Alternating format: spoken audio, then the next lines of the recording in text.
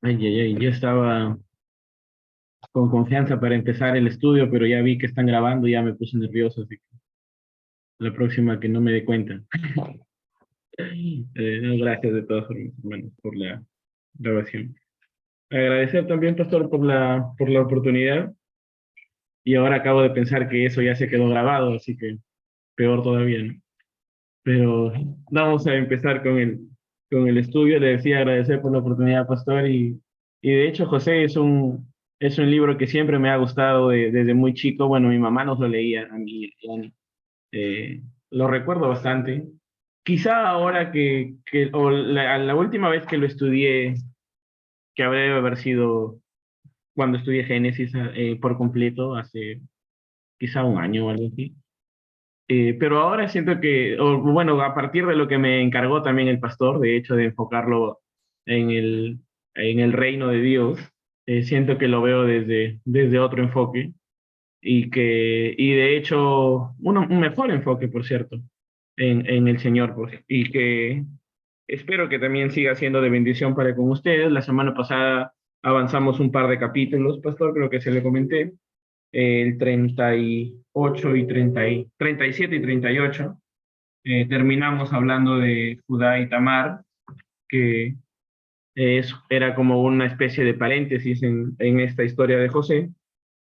Importante, por cierto, según lo que estudiábamos la semana pasada. Y hoy continuamos con la historia de José. Si alguien recuerda en qué parte de la historia de José nos quedamos la semana pasada.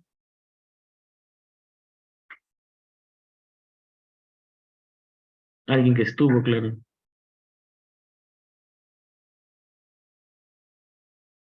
Alguien a la una, alguien a las dos. Yo, ¿que lo vendieron? Lo vendieron. ¿A quién lo vendieron, Cami? Ya que respondiste. José, algo que terminaba en pistas, creo. Si alguien se acuerda, puede responder, ayudar a Cami. Todos, de hecho. Amadelitas, hermano. Madianitas, ya. También, o bueno, se menciona como Madianitas en un versículo, pero también, perdón, también eran los Ismaelitas. ismaelitas. Gracias, Giovanna. Denme un segundo que se descargó.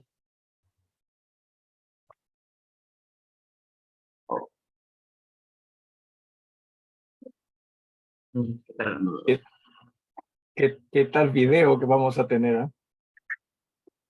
Ya, ahora sí. ¿Qué tal, qué, pastor? Perdón, no escuché. ¿Qué tal video que vamos a tener? Es que se desconectó la laptop y esta laptop dura pocos minutos sin estar conectada. No le hagan recordar, lo ponen más nervioso. Ajá, sí, sí. Decía que hablamos de los madianitas, bueno, perdón, que José fue vendido por sus hermanos a los madianitas o ismaelitas, que de hecho le leía un poco al respecto que eran distintos, pero que a la vez eran, o sea, eran tribus distintas o pueblos distintos, pero que en sus costumbres y demás eran muy parecidos, ¿no? Por eso pasaba que muchos se confundían entre los madianitas y los ismaelitas más, si es que eran mercaderes no en su pueblo, sino caminando en el desierto o yendo hacia algún lugar, ¿no? Entonces era más difícil identificarlos, por eso es que en un versículo se mencionaban como madianitas y luego dice ismaelitas.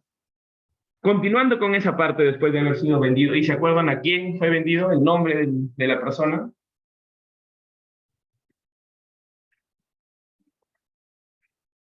No, ya. No nos quedamos, de hecho, ahí que fue vendido a los madianitas. El último versículo dice que los madianitas lo vendieron a alguien más.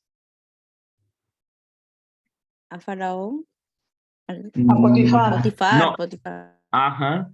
A Potifar, oficial del faraón, ¿no? Una persona importante, sí, pero no faraón mismo. De hecho, había apuntado por acá que oficial, acá está. ¿Dónde está Potifar? Ya, acá está. Oficial de Faraón. Ajá, oficial de Faraón, y el nombre que usan ahí en el hebreo es Saris, que es eunuco, ¿no? De una raíz que significa castrar. Originalmente los eunucos eran hombres castrados encargados del harén real. Después se dio el nombre de eunucos a otros empleados de la corte, sin que lo fueran físicamente, como es el caso de Potifar. Que es lo que había investigado un poquito al respecto. Ahora, continuando con la historia, que Potifar compra de... Y si se dan cuenta, hablando nuevamente, por cierto, de la relación o el parecido entre madianitas e ismaelitas, que aquí en este versículo 36, ya, sí lo menciona como madianitas, ¿no? Pero versículos antes habla de ismaelitas. Ahora, iniciando ya con el 39, voy a leer algunos versículos clave y luego nos vamos saltando o voy contándolo para no demorarnos o para no ser tan detallista o profundo en cada uno de estos versículos, pero sí vamos a leer los más importantes, de capítulos, perdón, pero sí vamos a leer los versículos más importantes para que nos vayan dando idea en qué estamos.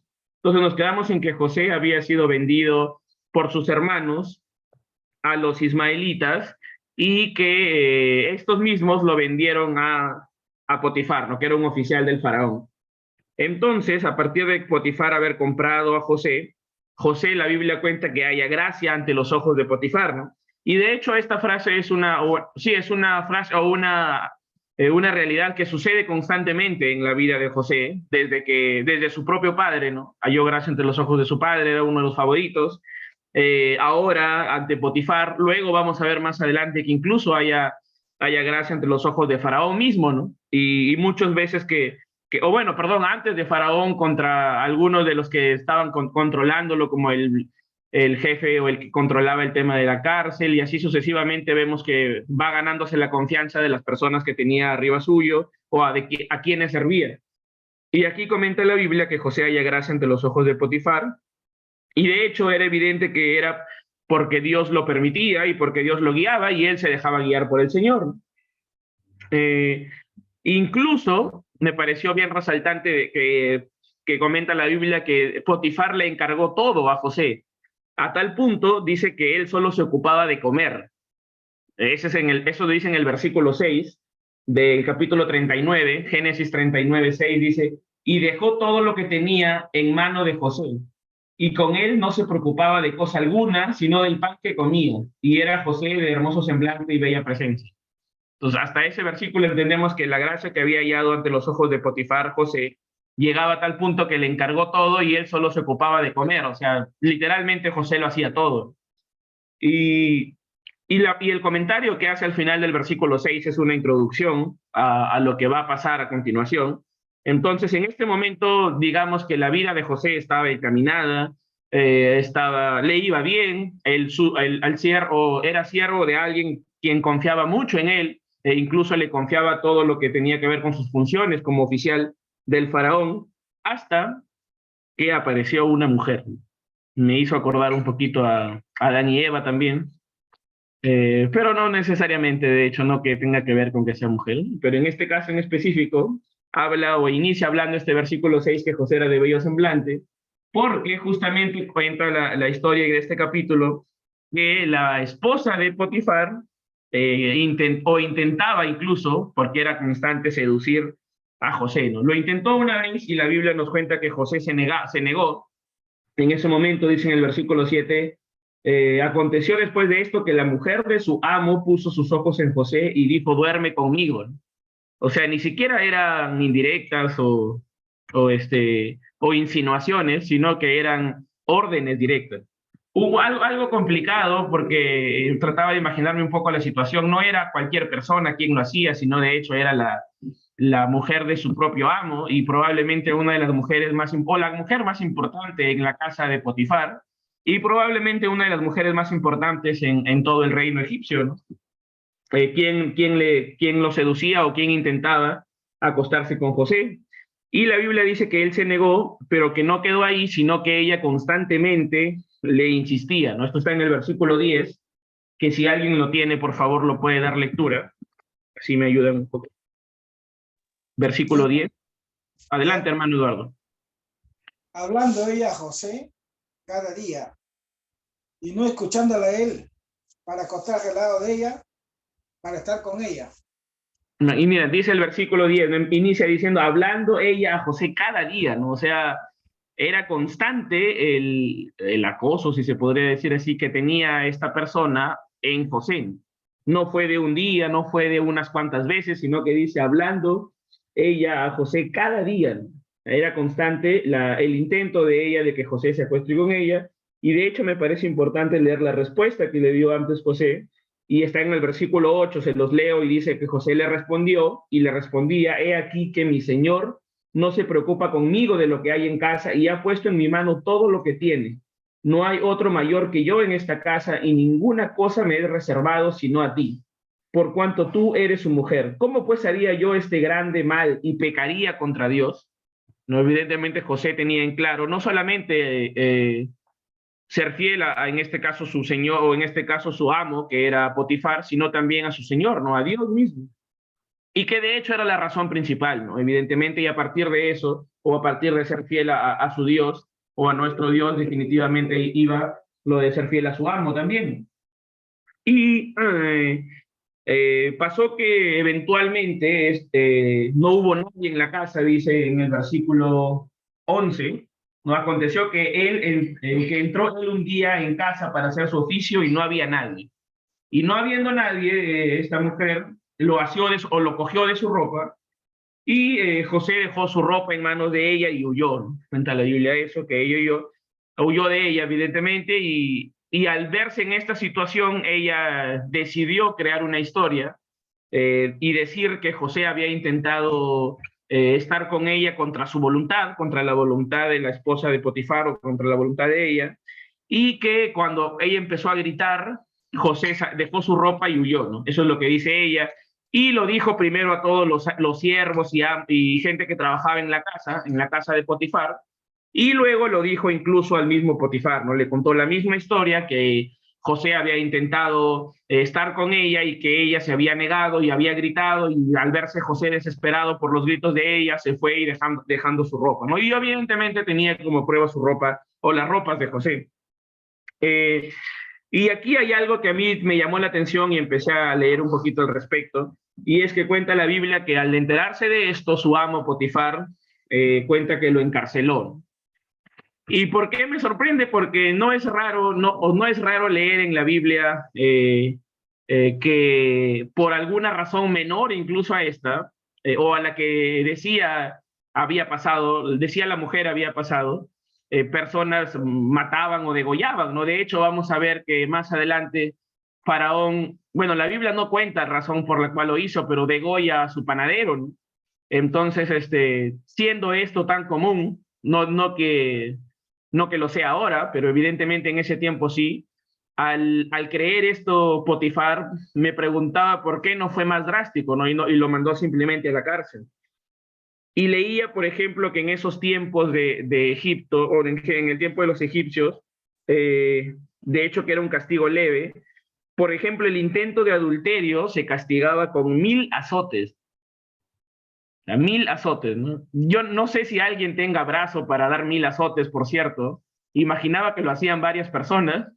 Y si alguien no tiene brazo para dar los 1000 azotes, no sé qué espalda resista 1000 azotes. No sé si solo lo daban en la espalda, pero yo creo que probablemente era una pena de muerte. No sé si esta persona sobrevivía a 1000 azotes. No estamos hablando de 100 ni de 200, sino 1000, y es de hecho bastante. Y era el castigo por el adulterio. En este caso estábamos hablando de que la mujer lo acusaba a José de intento de violación, incluso, ¿no? Además de adulterio, o de fornicación, que era aún peor, ¿no? Que se castigaba aún peor que lo que les había dicho antes.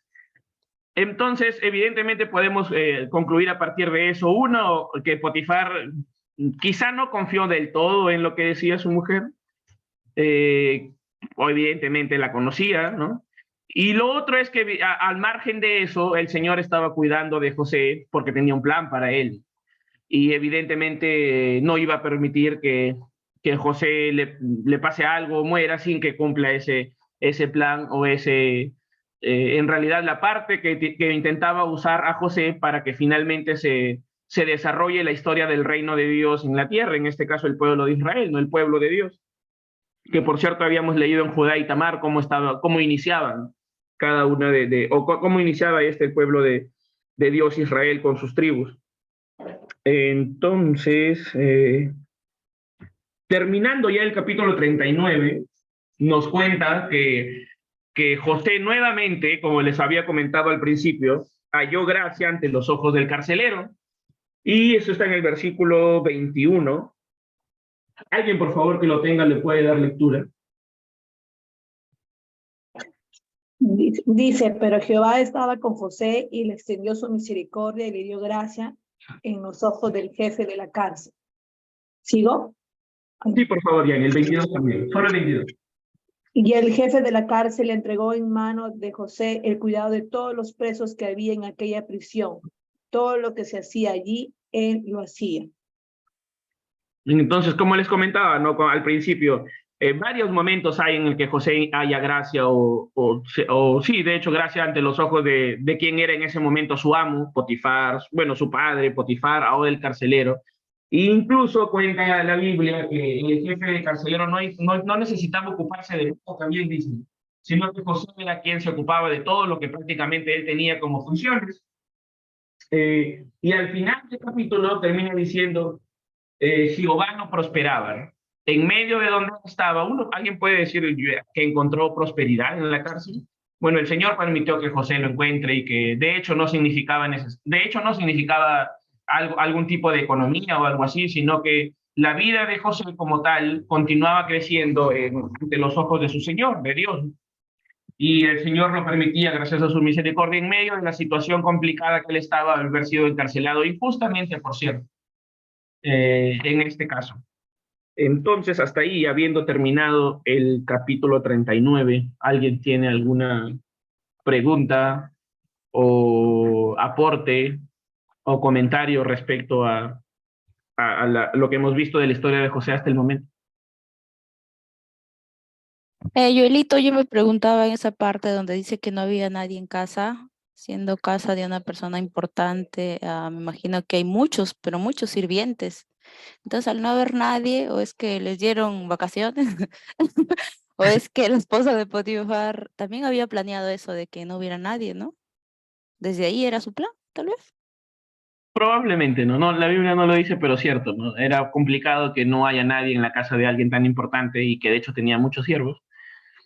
Pero pasó porque incluso en la Biblia, en la historia que cuenta la Biblia, comenta que cuando ella empezó a gritar, empezaron a llegar los siervos, ¿no? Para formar su plan o para idear su historia. Y a los primeros que les cuenta la historia, su historia, es a los siervos de Potifar, ¿no? Y ya luego llega su marido Potifar y le cuenta a él. Gracias, Jovi. ¿Alguien más? En este un pasaje que mencionabas también, el versículo 6, ¿no? Dice, y dejó todo lo que tenía en mano de José, está hablando de Potifar, ¿verdad? Y con él no se preocupaba de cosa alguna, sino del pan que comía. Simplemente se me vino a la mente, ¿no? Lo que aconteció más adelante, que del copero y del panadero, ¿no? Que aparte de prepararles las cosas al faraón, también tenían que probarlos, ¿no? Porque siempre han habido, pues, estos peligros de envenenamiento y cosas. Pues. Me pregunto si también era el caso acá, no que esté esperando una respuesta, pero que podría ser también, ¿no? Porque es medio raro que de eso me encargo, salvo que su dieta era muy estricta, pero también la pudieron haber enseñado a José. Pero en fin, quizás haya tenido también por temas de protección, ¿no? No lo sé.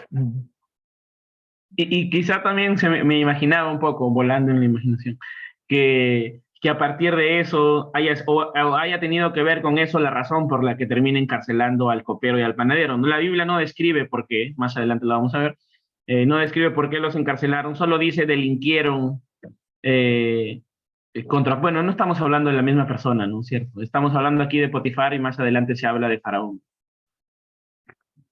Entonces estaba volando de más. ¿Alguna otra pregunta o comentario, hermanos? Si no la hay, continuamos. Ya en el versículo 40, justamente, Vamos a empezar hablando de estas dos personas, del copero y el panadero del rey de Egipto. Ajá, es lo que menciona acá. Dice acá, y aconteció después de estas cosas que el copero del rey de Egipto y el panadero delinquieron contra su señor. El rey de Egipto, estamos hablando de Faraón, por cierto. Y se enojó Faraón contra sus 12 eunucos, contra el jefe de los coperos y contra el jefe de los panaderos, y los puso en prisión en la casa del capitán de la guardia, en la cárcel donde José estaba preso.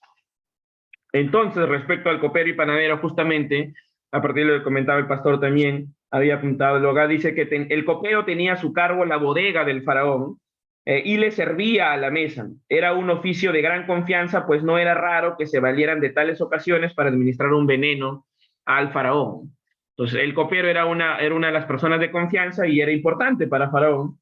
Así igual el panadero era por la misma razón, ¿no? Que justamente era común que personajes o personas intenten envenenar al faraón para intentar tomar el poder o algo así, ¿no? E incluso otra prueba más de que tenían, o estas dos personas eran de confianza y tenían algún tipo de rango dentro de la sociedad egipcia. Cuenta que cuando los encarcelan, no los encarcelan en cualquier celda, sino que los mandan a la prisión, dice, en la casa del capitán de la guardia.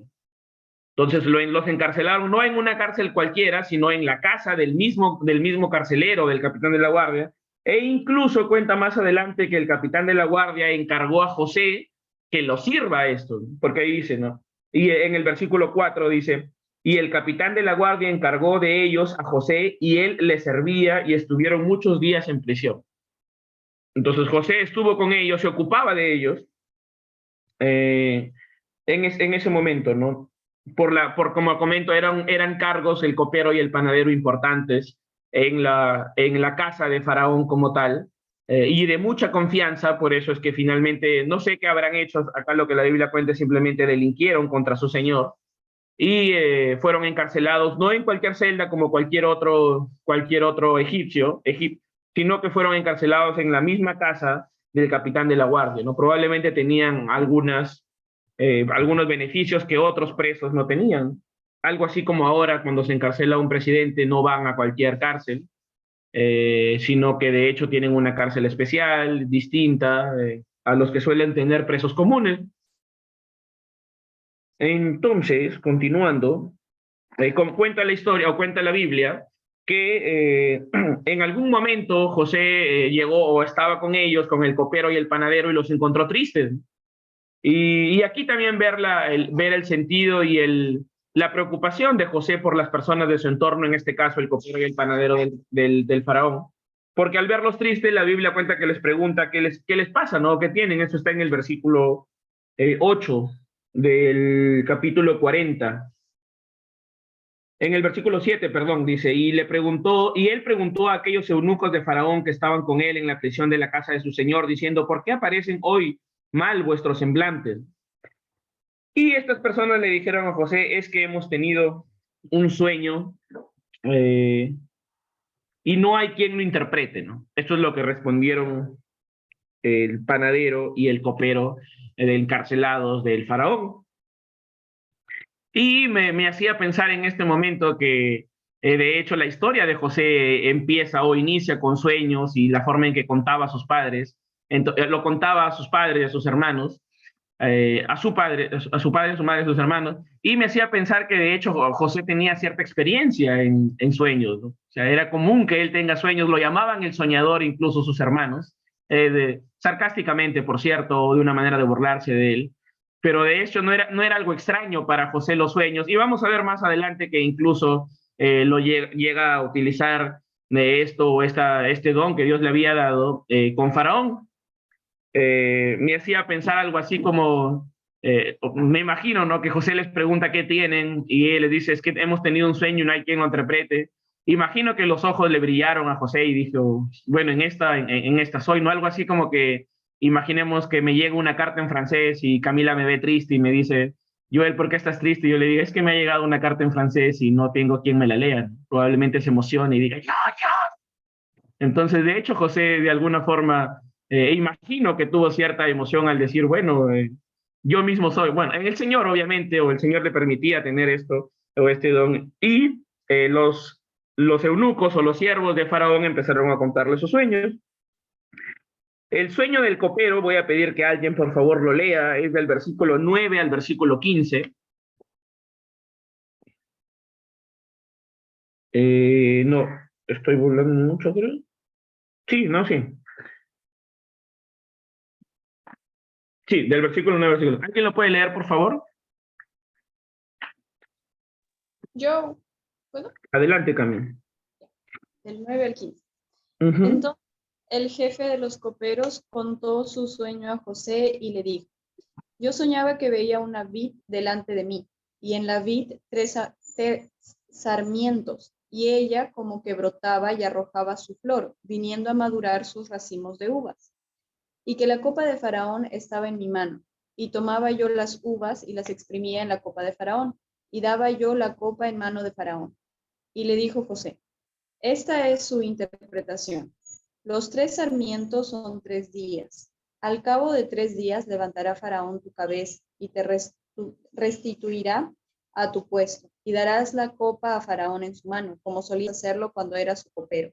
Acuérdate pues de mí cuando tengas ese bien, y te ruego que uses conmigo de misericordia, y hagas mención de mí a Faraón, y me saques de esta casa, porque fui hurtado de la tierra de los hebreos, y tampoco he hecho aquí por qué me pusiesen en la cárcel. Gracias, Cami. Entonces, como hemos escuchado, José, o bueno, el copero le cuenta su sueño a José y José se lo interpreta diciéndole que al cabo de tres días el faraón iba a llamar al copero y lo iba a restituir en su puesto, lo cual eran buenas noticias, por cierto, para el copero. No así con el panadero, de hecho es una historia completamente opuesta, y su sueño está desde el versículo 16 y bueno, incluyendo la interpretación hasta el versículo 19. ¿Alguien, por favor, le puede dar lectura del 16 al 19?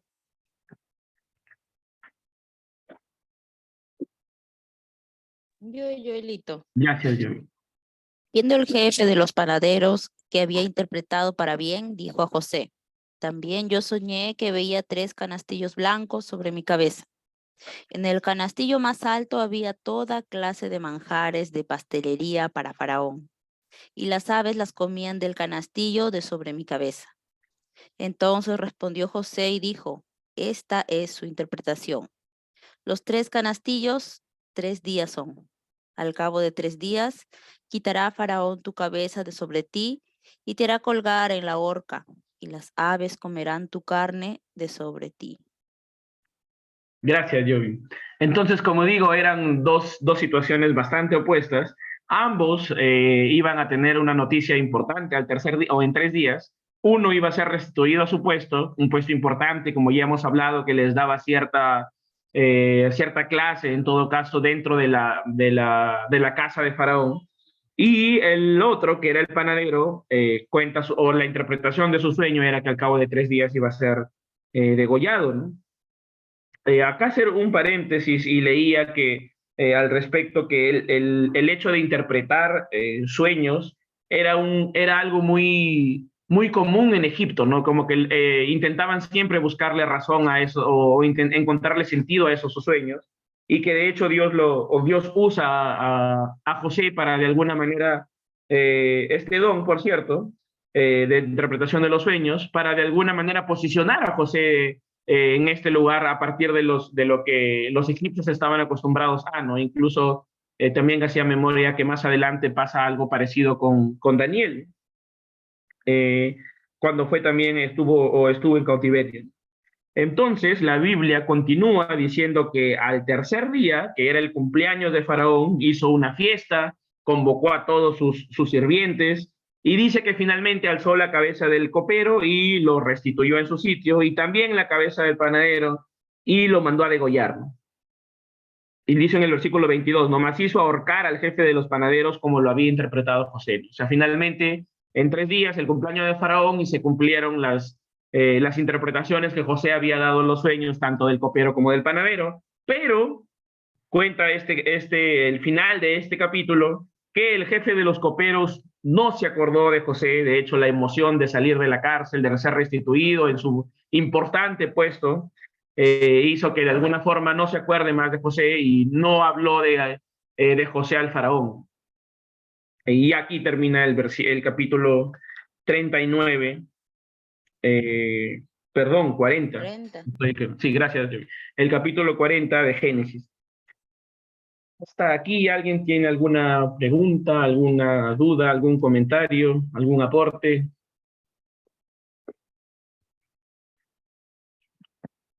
A la una, a las dos. El pobre panadero, ¿no? Muchas veces cuando, no, qué sé yo, estamos en cola para lograr algo y la persona delante de nosotros le va bien, entonces pensamos, a mí también me va bien, ¿no? El panadero escuchó la interpretación del sueño del copero y fue buena, ¿no? Y quizás habrá estado pensando, seguro que también me va a ir bien a mí, después se va a cortar la cabeza, ¿no? Ups. Y incluso que su sueño no pintaba tan mal, ¿no? Porque dice que tenía en su cabeza una canastilla con manjares, dice, creo, ¿no? Ahí está, ¿no? En el canastillo más alto había toda clase de manjares, de pastelería para Faraón.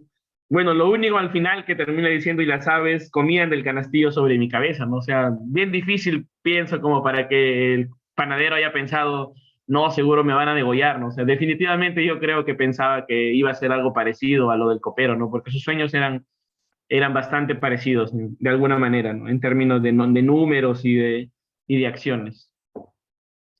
¿Alguien más? Gracias, pastor. Y ponerse en el lugar de José, ¿no? ¿Cómo habrá sentido al decir eso, ¿no? Así tan directo, porque no lo dijo con rodeos, ¿no? Dijo, en 3 días ya fuiste. Pobre hombre. Cierto. Gracias, Jovi.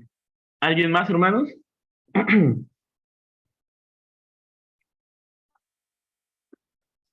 Hermana Melinda, adelante. Iba a decir que menos mal que interpretó primero el sueño del copero, porque si interpretó el otro primero, Probablemente le hubiera dicho, se déjala ahí, ¿no? quedaba ahí. ¿Cierto, no? Probablemente el copero hubiera dicho, ya, mejor ya no me digas nada, ¿no? Mejor que llegue de sorpresa. Bueno, continuando entonces, aquí o inicia el capítulo 41 con algo que probablemente, que es bastante revelador, por cierto. Dice, aconteció que pasado 2 años. Entonces, imagínense, por el lado de José, es decir, al darse esta circunstancia en la que interpreta los sueños del copero y del panadero, y al saber que el copero iba a ser restituido en sus labores con el rey, y que como habíamos hablado, era un puesto importante y de confianza para el faraón, porque de hecho tenía contacto con faraón, esto definitivamente hizo que, y nos cuenta, ¿no? Porque la Biblia, cuando después de interpretarle el sueño, José le dice al copero, acuérdate pues de mí cuando tengas este bien, y te ruego que uses conmigo de misericordias y hagas mención de mí a Faraón, que me saque de esta casa. Entonces, definitivamente, una luz de esperanza se encendió en el corazón de José para ser liberado, ¿no?, de la cárcel, pero este capítulo 41 nos empieza diciendo que no fue así, sino hasta 2 años después. Entonces, 2 años de la vida de José después de eso, que probablemente José haya dicho, bueno, ya si no pasó con eso, ni modo, ¿no? Ya habrá que seguir esperando, ¿no? Y de hecho 2 años no es poco. Bueno, si se compara con muchos años, sí podría ser poquísimo, ¿no? Pero son bastantes días que pasaron luego de que de alguna forma la esperanza se avivó en José al saber que uno de sus amigos, porque leíamos que le servía José a ellos, iba a salir de la cárcel e iba a ser puesto en un lugar preferencial o importante dentro de la casa de Faraón, ¿no? Pero como ya sabemos, esta persona se olvidó de José, ¿no? No se acordó nada de hablarle a Faraón sobre él. Pero, nuevamente, para hablar de que el Señor tiene planes, y no solo planes para nosotros, sino de hecho, o sea, planes para nosotros, sí, pero para usarnos y para hacernos crecer o para que de alguna manera se establezca su reino en esta tierra, en este caso, y hablando del tiempo específico del que hablamos o del que estamos estudiando, en el pueblo de Israel, ¿no? De su pueblo. Cuenta que tuvo un sueño Faraón y nuevamente a partir de los sueños es que José inicia un nuevo momento y un cambio drástico en su vida. Acá está. Tuvo un sueño Faraón y voy a pedirlo que lo lean. No vamos a leerlo de los primeros versículos, sino de cuando se lo cuenta José, solamente porque si bien son lo mismo, cuando se lo cuenta José da un poco más de detalles. Entonces voy a pedir que por favor alguien lean de los versículos del capítulo 41, los versículos del 17 al 21. Del 17 al 21, por favor. Adelante. Gracias, hermano Eduardo. Adelante. Dice, entonces Faraón dijo a José, en mi sueño me parecía que estaba a la orilla del río y que del río subían 7 vacas de gruesas carnes y hermosa apariencia que pasían en el prado y que otras 7 vacas subían después de ellas, flacas y de muy feo aspecto, tan extenuadas que no he visto otras semejantes en fealdad en toda la tierra de Egipto. 20 también, hermano. Sí, hasta el 21, hermano. Y las vacas flacas y feas devoraban a las 7 primeras vacas gordas. Y estas entraban en sus entrañas, mas no se conocía que hubiesen entrado, porque la apariencia de las vacas, de las flacas, eran aún mala, como al principio, y yo desperté. Gracias, hermano Eduardo. Ese fue el primero de los sueños los sueños del faraón, pero habíamos dicho que tuvo 2 sueños. El segundo sueño sí son exactamente lo mismo, tanto en lo que cuenta aquí como en lo que cuenta después. Antes de hablar del segundo sueño, por cierto, mencionar que la vaca en Egipto era un animal importante. Leía que era el símbolo de Isis y que eran dioses diosa de la fertilidad. La cual en este caso, por cierto, era muy era muy grande o muy escasa, ¿no? En este caso del sueño, es decir. Y el ganado vacuno abundaba mucho en el valle del Nilo, que era un río, ¿no? O sea, el sueño que estaba teniendo Faraón no era algo muy extraño, sino que había visto vacas al pie del Nilo, que era común, ¿no? O sea, de un río. En este caso hablamos que las vacas abundaban alrededor alrededor del Nilo, ¿no? Que era un río, por cierto. Y que el río Nilo era el sostén de la agricultura y de la ganadería egipcia, ya que de inundaciones periódicas dependía la fertilidad del suelo de Egipto. O sea, en realidad eran elementos importantes en la cultura egipcia, tanto el río, en este caso el que hablábamos del Nilo, como la vaca como tal, ¿no? Significaban cosas importantes para ellos. El siguiente sueño, que le voy a pedir que lo lean para que no tengan sueño, alguien por favor, del versículo 5 al versículo 7 de Génesis 41. Génesis 41 del 5 al 7.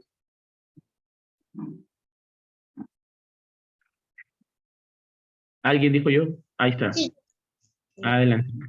Se durmió de nuevo y soñó la segunda vez, que 7 espigas llenas y hermosas crecían de una sola caña, y que después de ellas salían otras 7 espigas menudas y abatidas del viento solano. Y las 7 espigas menudas devoraban a las 7 espigas gruesas y llenas. Y despertó Faraón, y aquí que era un sueño. Ok, estos 2 sueños tuvo Faraón.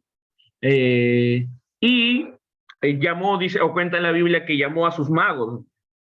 Y aquí quisiera parar un momento para leer o para entender un poquito respecto al término magos. Está al final en el segundo renglón del versículo 8, dice, sucedió que por la mañana estaba agitado su espíritu y envió a llamar a todos los magos. Envió a llamar a todos los magos que, por cierto, no pudieron interpretar el sueño de Faraón. Ahí cuenta que por más que intentaban, no pudieron hacerlo, ¿no? Y para leerles un poquito la descripción respecto a magos, de hecho, un término un poco más descriptivo, dice, sería escribas sagrados, ¿no?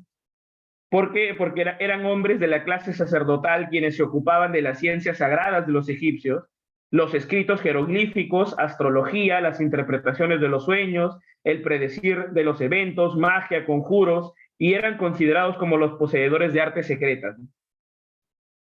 Entonces eran personas que a partir de hacer rituales o de hacer algunos o conjuros de magia intentaban interpretar los sueños Y entre otras cosas, por cierto, ¿no?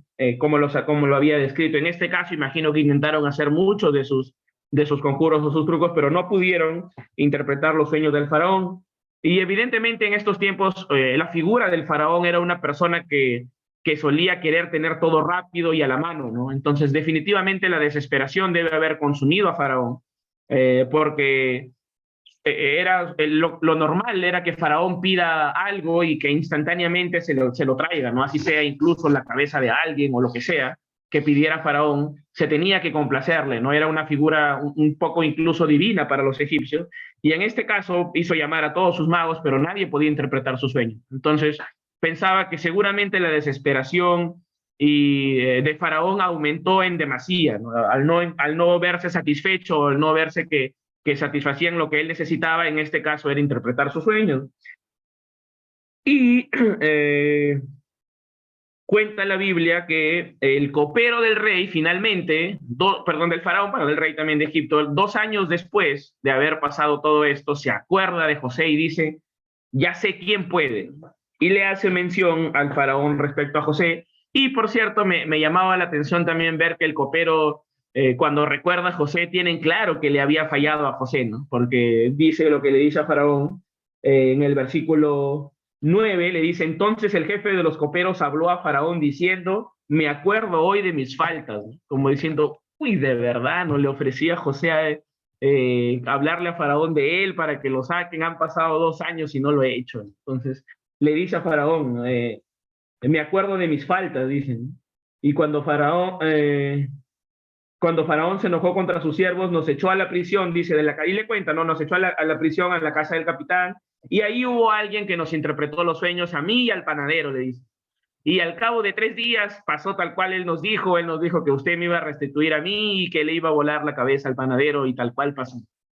Entonces el faraón a partir de eso hace llamar a José y le pide o le cuenta su sueño, ¿no? Y en el versículo 16, o quisiera que leamos el versículo 16, dice, respondió, bueno, desde esto el faraón le pide que interprete su sueño y José le responde, no esté en mí, Dios será el que dé respuesta propicia a faraón.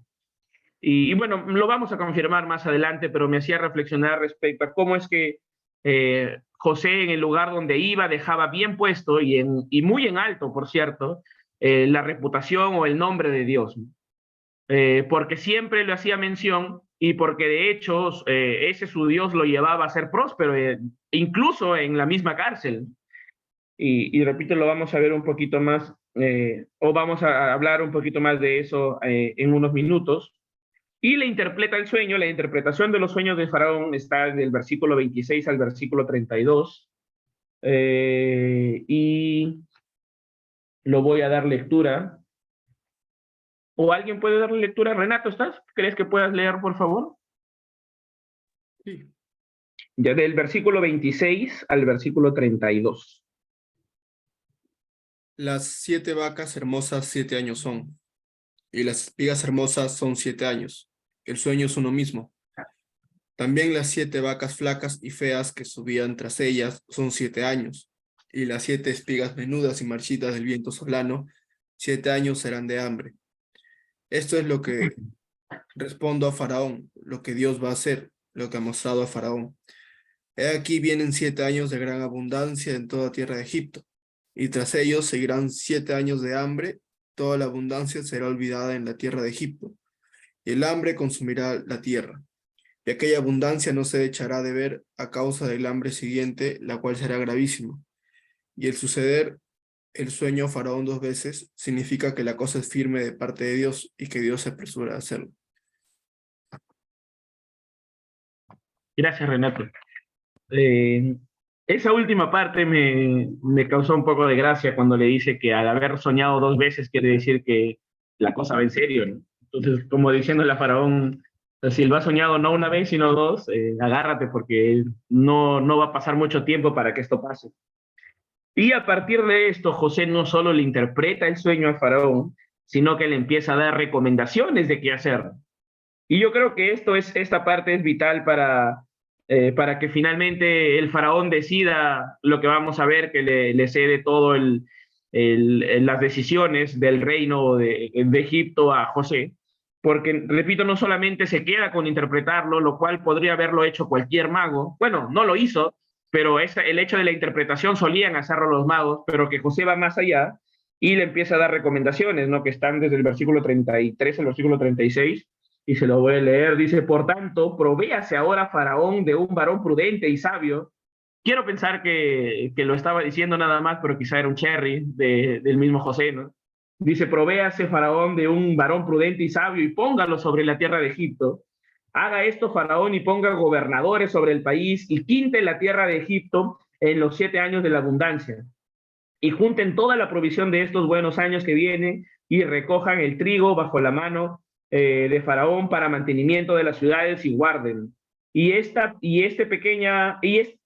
aquella provisión, perdón, en depósito para el país, para los 7 años de hambre que habrá en la tierra de Egipto, y el país no perecerá de hambre.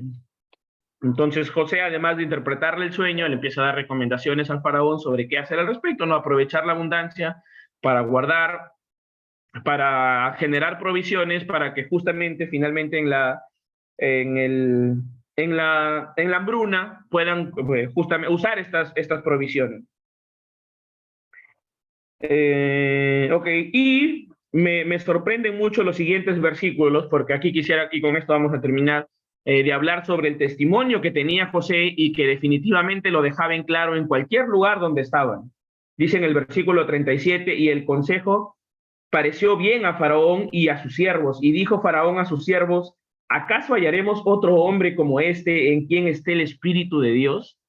Qué increíble frase, por cierto, ¿no? De verdad que me deja sorprendido y más que alguien como Faraón, una persona poderosísima, por cierto, en Egipto, por no decir que de hecho era el más poderoso en Egipto, esté diciéndole, de hecho esté reconociendo la grandeza de Dios, o de José en todo caso primero, y diciendo o dejando en claro que es a partir del Espíritu de Dios.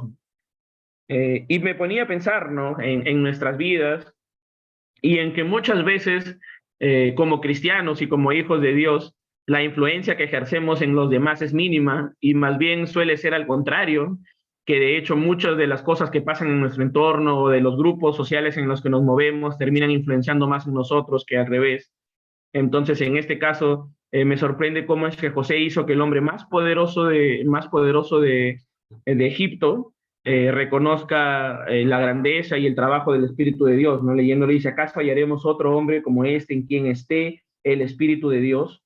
Incluso continúa diciéndole en el 39: y dijo Faraón a José: pues que Dios te ha hecho saber todo esto, no hay entendido ni sabio como tú. Y continúa dándole algunas explicaciones, o dándole algunas, empieza a darle las responsabilidades que tendría. Dice: tú estarás sobre mi casa y por tu palabra se gobernará todo en mi pueblo, solamente en el trono seré yo mayor que tú. Y vamos a ver más adelante o en el siguiente domingo al respecto lo que hace Faraón en él y cómo esto termina poniendo a José en una posición importante que de hecho ayuda a que el reino de Dios, o que en todo caso a que el pueblo de Israel, en este caso específico, en esta porción de la Biblia, pueda sobrevivir esta hambruna también de la que era parte, y que finalmente incluso se establezca y prospere en la tierra de Egipto, ¿no? Hasta aquí vamos a llegar. No sé si alguien tiene alguna pregunta o algún aporte o alguna duda al respecto.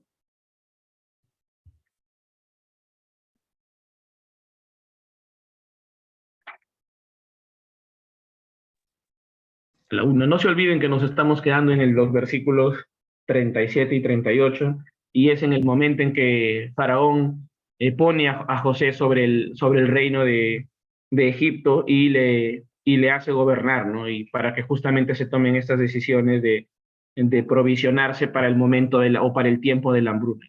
Cerrar diciendo que permitamos que el Señor nos use, nos cambie, y que finalmente seamos nosotros buenos embajadores de Él, del Espíritu de Dios, de su reino, de la iglesia, y que, como repetía, me hacía reflexionar mucho en mí personalmente, en ver la manera en que influía José en toda persona que se le paraba enfrente, ¿no? A tal punto de llegar a ser a Faraón, al hombre más importante probablemente conocido en ese tiempo, del mundo conocido en ese tiempo, reconozca el poder del Espíritu Santo en José. Entonces, de hecho, deberíamos permitir que el Señor nos cambie, que el Señor nos guíe para que ese su reino se establezca aquí en nosotros, en esta tierra, y que la gente o aquellos que compartan con nosotros distintos grupos sociales, como decía, puedan reconocer también en nosotros o a través de nosotros el poder, el trabajo, la obra y lo que hace Dios en nosotros para su obra. Gracias, hermanos, y hasta aquí nos quedamos, pastor. ¿Está bien? Sí. Creo que, hermana Melinda, ¿ibas a decir algo? Bueno, ya pueden parar la grabación, creo.